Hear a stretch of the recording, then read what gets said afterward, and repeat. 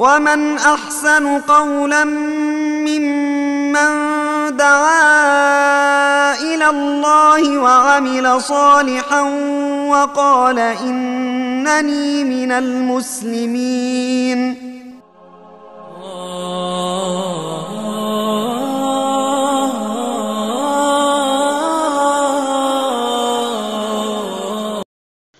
السلام عليكم ورحمة الله وبركاته. الحمد لله رب العالمين والصلاة والسلام على رسوله الأمين وعلى آله وصحبه أجمعين ومن تبعهم بإحسان إلى يوم الدين. أما بعد. నిఫాక్ కాపట్యం రకాలు. నిఫాక్ అనేది రెండు రకాలుగా ఉంటుంది. ఒకటి నిఫాక్ ఇతికాద్ అంటే విశ్వాసపరమైన కపటత్వం. రెండవది అమలీ నిఫాక్ క్రియాత్మకమైన కపటత్వం. ముందుగా మనం మొదటి రకమైన విశ్వాసపరమైన కపటత్వం గురించి తెలుసుకుందాం. ఈ విశ్వాసపరమైన కపటత్వాన్నే నిఫాక్ అక్బర్ అని కూడా అంటారు. అంటే ఇది పెద్ద తరహా కపటత్వం.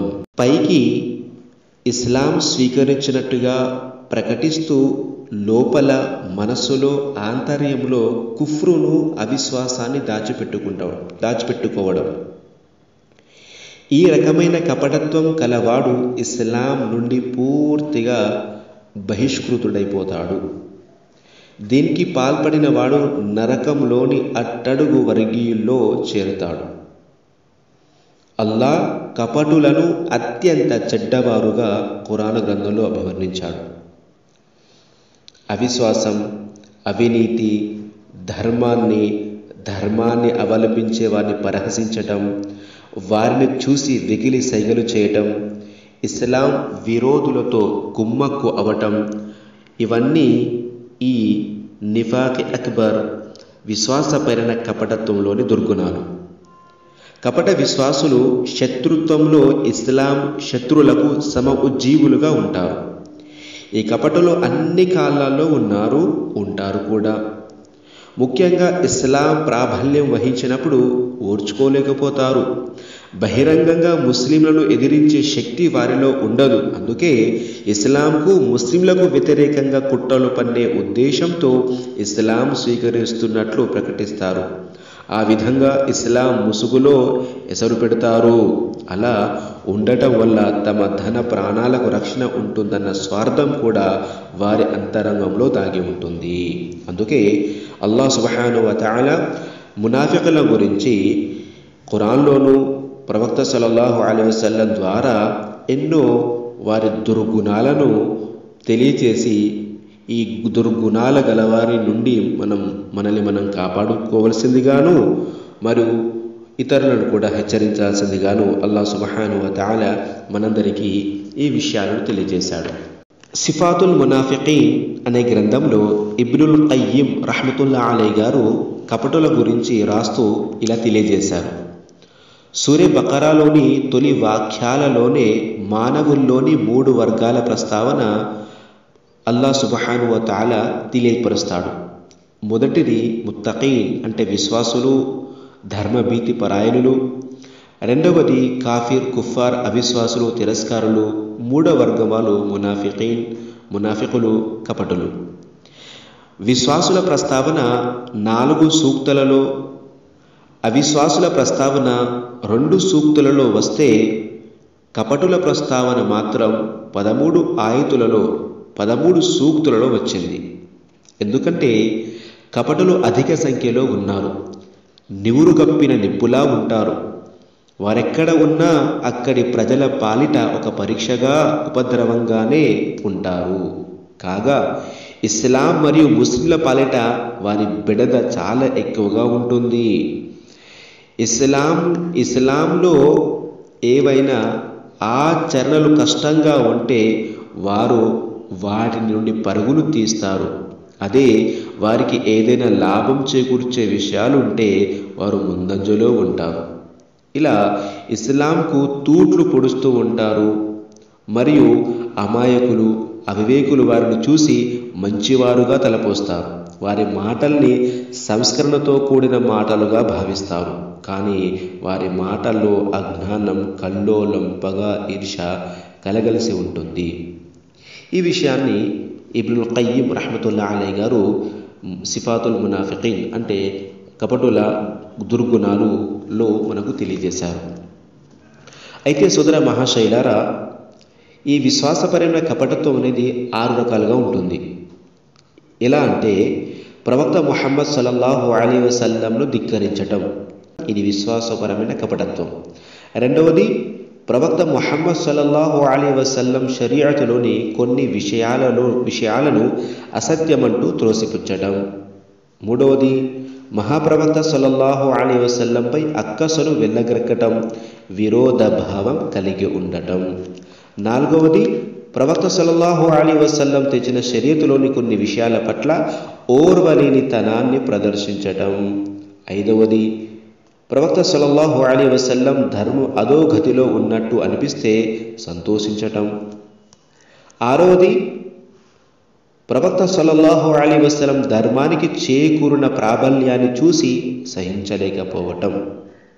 ఇలా 6 విషయాలుగా మన గడిచినటువంటి సలఫులు దాన్ని మనకు తెలియజేశారు. ఇక రెండవ రకం క్రియాత్మకమైన కపటత్వం, నిఫాకే అమలీ అని అంటారు. అంటే మనిషి హృదయంలో విశ్వాసమైతే ఉంటుంది కానీ అతని ఆచరణలో కపటత్వం తొంగి చూస్తుంటుంది. మొదటి నిఫాకు రెండో నిఫాకు ఇదే తేడా. మొదట మాత్రం మనసంతా ఆంతర్యంలో ఇస్లాం పట్ల అక్కసు, ద్వేషం, పగ ఉంటుంది. అతని బయటికి నటిస్తూ ఉంటాడు. కానీ రెండవ రకం ఏంటంటే అతని మనస్సులో విశ్వాసం ఉంటుంది కానీ అతని ఆచరణలో కపటత్వం తొంగి చూస్తూ ఉంటుంది. ఇటువంటి ఆచరణ మనిషిని ఇస్లాం పరిధి నుండి బయటకు నెట్టదు, కానీ కపటత్వం ముదిరే ప్రమాదం మాత్రం పొంచి ఉంటుంది. ఇలాంటి వ్యక్తిలో విశ్వాసం, కాపట్యం రెండూ ఉంటాయి. అయితే కాపట్యం మోతాదు పెరిగిపోయినప్పుడు అతను పక్కా కపటిగా, మునాఫిక్గా మారిపోతాడు. దీనికి ప్రమాణం ప్రవక్త ముహమ్మద్ సల్లల్లాహు అలైహి వసల్లం వారి ఈ ప్రవచనం. ప్రవక్త సల్లల్లాహు అలైహి వసల్లం వారు ఇలా సెలవిచ్చారు. ఈ హదీసు బుఖారీ, ముస్లిం గ్రంథంలో పేర్కొనడం జరిగింది. అర్బఉన్ మన్ కున్న ఫీహి కాన మునాఫికన్ ఖాలిసా వమన్ కానత్ ఫీహి ఖస్రతున్ మిన్హున్న كانت فيه خصلة من النفاق حتى يدعها إذا اؤتمن خان وإذا حدث كذب وإذا عاهد غدر وإذا خاصم فجر. 4 లక్షణాలు ఉన్నాయి. అవి గనుక ఎవరిలోనైనా ఉంటే అతను పక్కా కపట విశ్వాసి, మునాఫిక్ అవుతాడు. ఎవరిలోనైనా వాటిలో ఏ ఒక్క లక్షణమైనా ఉంటే కాపట్యానికి, కపటత్వానికి సంబంధించిన ఒక లక్షణం అతనిలో ఉన్నట్టు లెక్క. దాన్ని అతను విడిచిపెట్టనంత వరకు ఆ అలక్షణం అతనిలో ఉన్నట్టే. ఆ 4 లక్షణాలు ఏమిటి? 1, అతనికి ఏదన్నా అమానతు, సొత్తును అప్పగిస్తే ద్రోహానికి పాల్పడతాడు. 2, మాట్లాడితే అబద్ధం చెబుతాడు. 3, నమ్మి ఒడంబడిగా చేసుకున్నప్పుడు నమ్మక ద్రోహం చేస్తాడు. 4, పొట్లాట, జగడం జరిగినప్పుడు దుర్భాషకు, తిట్లకు దిగుతాడు. కనుక ఏ మనిషిలోనైనా ఈ 4 అవలక్షణాలు ఏకకాలంలో ఉంటే అతనిలో కపటత్వం పూర్తిగా ఉన్నట్లు. ఇక ఇందులో ఏదో ఒకటి ఉంటే అతను అంత మోతాదులోనే కపటత్వం ఉంది అని అనుకోవాలి.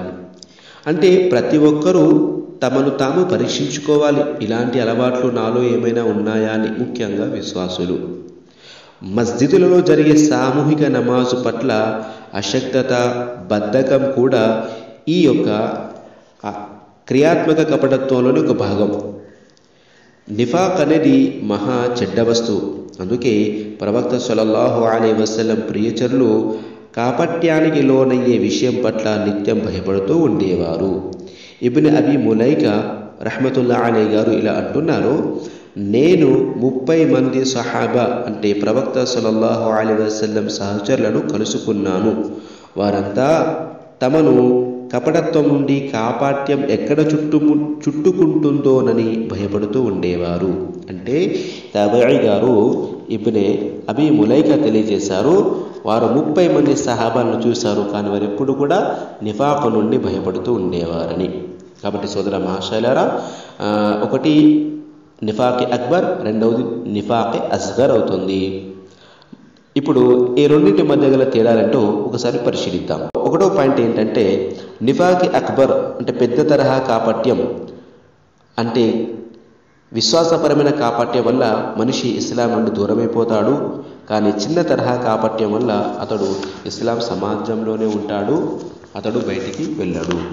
రెండవది, విశ్వాసాలలోని గల భేదానికి మరో పేరే నిఫాక్. అంటే అతని మనస్సులో ఏదైతే విశ్వాసం పట్ల ద్వేషం ఉంటుందో అది నిఫాక్ అక్బర్ అవుతుంది. రెండవది, ఆచరణలో మార్పులు చెరుపులు లేదా వైరుధ్యం చూపడమే నిఫాక్ అస్గర్ అవుతుంది. మూడవది, ఒక విశ్వాసం వల్ల పెద్ద తరహా కపట చేష్ట జరగదు, చిన్న తరహా కపట చేష్టలే అతని వల్ల జరిగేందుకు ఆస్కారం ఉంటుంది. అంటే విశ్వాసి అనేవాడు ఈ రెండవ రకం చిన్న తరహా కపటత్వానికి లోనవుతాడు. అంటే అబద్ధాలు చెప్పడం, లేదా ఏదైనా సొమ్ము సొత్తుగా ఉంటే దాన్ని ద్రోహం చేయడం, మాట్లాడితే అబద్ధాలు చెప్పడం, ఏదైనా జగడం జరిగితే, కొట్లాట జరిగితే దూషించడం, ఇలాంటివి జరుగుతూ ఉంటాయి. కానీ విశ్వాసి అలాంటి పెద్ద మునాఫిక్గా మారాడు అని. నాలుగవది, నిఫాక్ అక్బర్కి ఒడిగట్టిన వ్యక్తి చాలా వరకు పశ్చాత్తాపం ప్రకటించడు. ఒకవేళ అతను పరిపాలకుని సమక్షంలో పశ్చాత్తాపం చెందితే అతని పశ్చాత్తాపం స్వీకారయోగ్యమవుతుందా లేదా అనే విషయంలో విద్వాంసుల మధ్య భేదాభిప్రాయం ఉంది. తద్భిన్నంగా చిన్న తరహా కాపట్యానికి పాల్పడిన వ్యక్తి ఒక్కోసారి అల్లాహ్ సన్నిధిలో పశ్చాత్తాపడుతుంటాడు. అల్లాహ్ సుబ్హానహు వ తఆలా అతని పశ్చాత్తాపాన్ని ఆమోదిస్తాడు.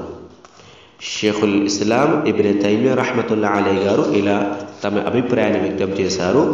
తరచూ జరిగేదేమిటంటే, ఒక విశ్వాసి కాపట్యానికి సంబంధించిన ఏదో ఒక విషయానికి లోనవుతాడు.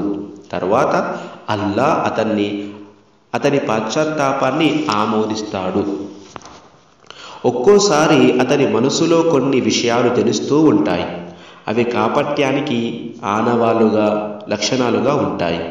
చివరికి అల్లాహ్ అతన్ని ఆ స్థితిని కూడా రూపుమాపుతాడు.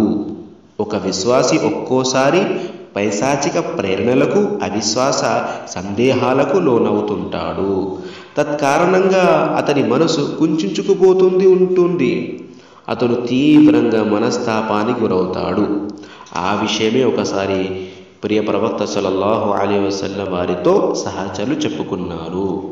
ఓ దైవ ప్రవక్త, మాలో కొందరి హృదయాలలో కలిగే భావాలు ఎంత తీవ్రమైనవంటే వాటిని గురించి నోటితో చెప్పడం కన్నా నింగి నుంచి నేలపై పడిపోవటమే మిన్న అని అనుకుంటాము. వాటిని నోటితో చెప్పడం కష్టమని భావిస్తున్నాము అని అంటారు. దానికి ఆయన అంటే ప్రవక్త సల్లల్లాహు అలైహి వసల్లం వారు ఇలా అన్నారు, ఈ భావనే అసలు ఈమాన్, విశ్వాసం. ముస్నద్ అహ్మద్ ముస్లిం గ్రంథంలో ఈ హదీసు ఉంది. దానికి ప్రవక్త సల్లల్లాహు అలైహి వసల్లం ఏమన్నారు, షైతాన్ ఎత్తుగడలను, సందేహాలను మార్చివేసిన అల్లాహ్కే సకల స్తోత్రాలు. అంటే మనసులో జనించే ఇలాంటి దుష్ప్రేరణలపై అయిష్టతను వ్యక్తపరచటం, వాటిని మనసులో నుంచి తీసివేయటం విశ్వాసానికి చిహ్నం అన్నమాట. ఈ కితాబుల్ ఈమాన్ అనే గ్రంథంలో ఇబ్నే తైమియా రహ్మతుల్లాహి అలైహి గారు నిఫాక్ గురించినటువంటి విషయాలు చెప్పడం జరిగింది. అంటే మనసులో, విశ్వాసి యొక్క మనసులో కూడా అప్పుడప్పుడు కొన్ని ఆలోచనలు వస్తాయి, అల్లాహ్ గురించి, ప్రవక్త గురించి, షరియత్ గురించి. అయితే అవి సహాబాలకు కూడా వస్తూ ఉండేవి, ఇలా వచ్చేవి. అయితే ఇలాంటివి వస్తాయి కదా, మరి ఇది కూడా నిఫాకే కదా అని ప్రవక్త గారి ముందు చెప్పినప్పుడు, శైతాన్ ఎక్కడ విశ్వాసం ఉంటుందో అక్కడే దుష్ప్రేరణను కలిగిస్తాడు. కాబట్టి ఇది అంటే విశ్వాసులకు, మంచివారికి ఇలాంటి రావడము ఈ విశ్వాసానికి, ఈమానుకు తాత్కారణం. కానీ వాటిని వెంటనే తీసివేయాలి. విశ్వాసి కూడా వాటిని వెంటనే తన మనస్సులోంచి తీసివేస్తాడు. మరియు వాటిని మరిచిపోతాడు, వాటి పట్ల అయిష్టతను వ్యక్తపరుస్తాడు. కాబట్టి విశ్వాసి అలా చేస్తుండాలనేది ఇక్కడ చెప్పడం జరిగింది. ఇక నిఫాక్ అక్బర్ అనేది ఇక చాలా తీవ్రంగా ఉంటుంది. నిఫాక్ అస్గర్ ఉన్నప్పుడు విశ్వాసి ఆలోచిస్తాడు, తను పరిశీలించుకుంటాడు, నేను నాలో ఏమైనా ఈ చెడు గుణాలు ఉన్నాయా, నమాజుల పట్ల అశ్రద్ధ చూపించినప్పుడు కానీ, బద్ధకం చూపించినప్పుడు కానీ, లేదా సామూహిక నమాజ్కు ఆలస్యంగా వెళ్ళటం కానీ ఇలా చేస్తే అతను తను పరిశీలించుకుంటాడు, నేను ఇలా చేస్తున్నాను, ఇది మునాఫిక్ యొక్క లక్షణం కదా అని. కానీ నిఫాక్ అక్బర్ అనేది చాలా ప్రమాదకరమైనది. నిఫాక్ అక్బర్లో ఉన్న వ్యక్తికి అసలు ఆలోచన రాదు, నేను చేస్తున్నది మంచా చెడని ఆలోచన రాదు. అందుకనే అల్లాహ్ సుబ్హానహు వ తఆలా మునాఫికుల గురించి ఇలా తెలియజేశాడు, సుమ్మున్ బుకుమున్ ఉమ్యున్ ఫహుం లా యర్జిఊన్. సూరా బకరా 2వ సూర 18వ వాక్యం. వారు చెవిటివారు, మూగవారు, గుడ్డివారు, వారిక మరలి రారు. అంటే వారు మనస్ఫూర్తిగా ఇస్లాం వైపునకు రుజువర్తనులు అవరు అని అల్లాహ్ చెప్పాడు. ఇంకో చోట తౌబా సూరాలో అల్లాహ్ అజ్జ వజల్ల ఇలా తెలియజేశారు,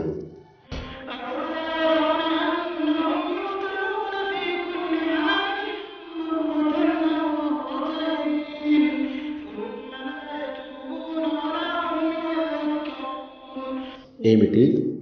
ప్రతి ఏటా ఒకసారో 2 సార్లు తాము ఏదో ఒక ఆపదలో చిక్కుకుపోవటాన్ని వారు గమనించటం లేదా?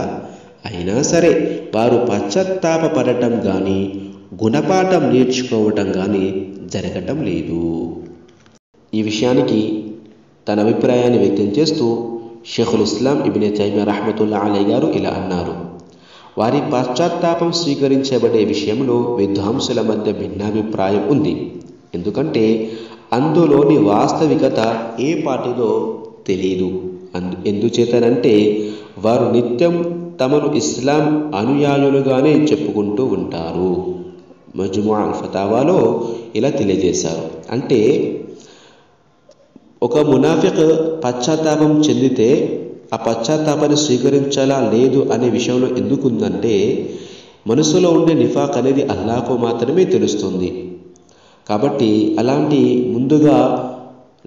ముందుగా కపటునిగా, మునాఫిక్గా సమాజంలో కొంతమంది తమ లక్షణాల వల్ల ప్రస్ఫుటమవుతారో అలాంటి వారి పశ్చాత్తాపం అనేది చాలా సంశయంగా ఉంటుందని ఇక్కడ చెప్పడం జరిగింది. కాబట్టి మనందరము ఇలాంటి మునాఫిక్ కపటత్వాల గుణగణాల నుండి, అవలక్షణాలన్నిటినీ మనల్ని మనం కాపాడుకోవాలి. అల్లాహ్ సుబ్హానహు వ తఆలా మనందరినీ ఈ అవలక్షణాల నుండి కాపాడుగాక. నిజమైన అసలు సిసలైన విశ్వాసిగా అల్లాహ్ మనందరినీ తీర్చిదిద్దుగాక. ఆమీన్. అస్సలాము అలైకుం వరహ్మతుల్లాహి వబరకాతుహు.